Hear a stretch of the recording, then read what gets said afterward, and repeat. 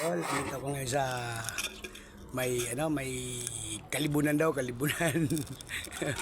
Dito ako ngayon sa kalibunan kay dito ako napadpad kasi maraming hagonay dito Kaya ito dito ako ngayon.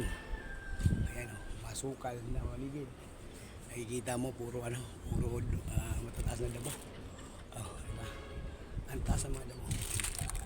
Dito ako nakatira ngayon. Sa gitna ako nakatira. Pero gagawa pa ako ng bahay dyan. Gagawa pa lang papayag. Payag. Kita mo yan.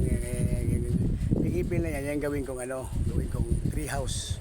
Pero palakihin ko muna. May ilang taon pa siguro. Antay-antay lang ako. Pag lumaki, wala akong bahay. Mga idol. Ako naman mga idol ay nakikiusap sa inyo na sana po subscribe yung aking YouTube channel, Raksan sa Tingasin. Ako po nakikiusap sa inyo po. Sana po. Maraming salamat sa inyo at God bless.